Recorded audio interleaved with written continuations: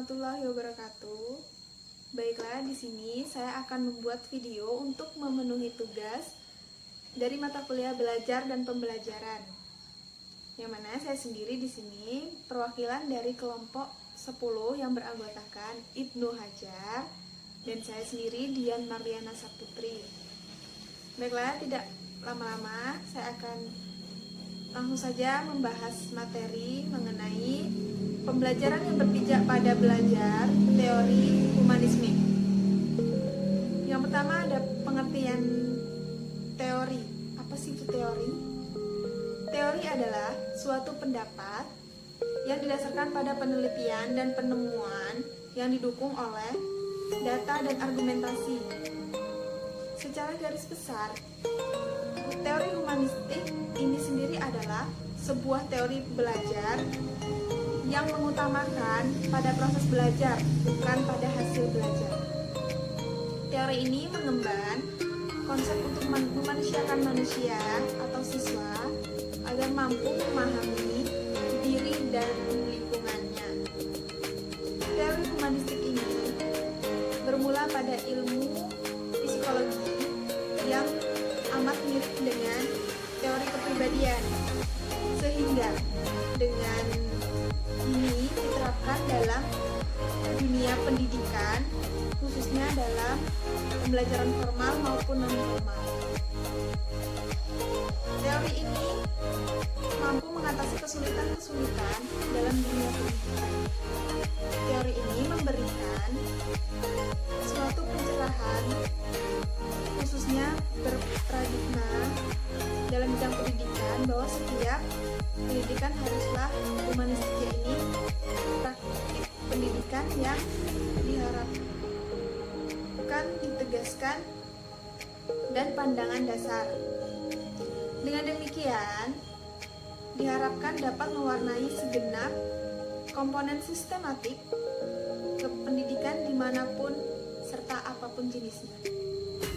Belajar merupakan suatu proses yang ditempuh manusia untuk memperoleh pengetahuan, yakni dari yang tidak tahu menjadi tahu.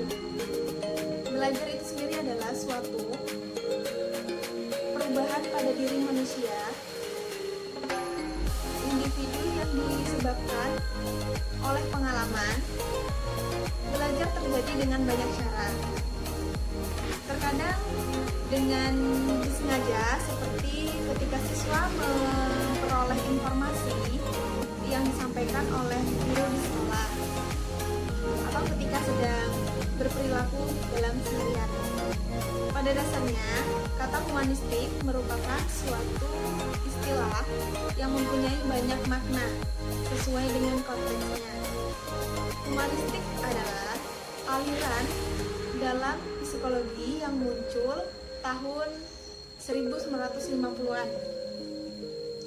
Adapun humanistik yaitu memandang manusia sebagaimana manusia, artinya manusia adalah makhluk hidup ciptaan Tuhan dengan fitrah-fitrah tertentu. Ciri khas teori humanistik itu sendiri adalah berusaha untuk mengamati perilaku seseorang dari sudut si pelaku dan bukan si pengamat. Sebagai makhluk hidup, ia harus melangsungkan, mempertahankan, dan mengembangkan hidupnya dengan potensi-potensi yang dimilikinya. Kemudian di dalam teori pendidikan humanistik ada tujuan dasar, yaitu untuk mendorong siswa menjadi mandiri dan independen, mengambil tanggung jawab untuk memenuhi pembelajaran mereka, menjadi kreatif dan tertarik dengan seni, dan menjadi ingin tahu dengan dunia di sekitar mereka. Kemudian ada prinsip-prinsip dalam pendidikan humanistik. Yang pertama, siswa harus dapat memilih apa yang mereka ingin pelajari.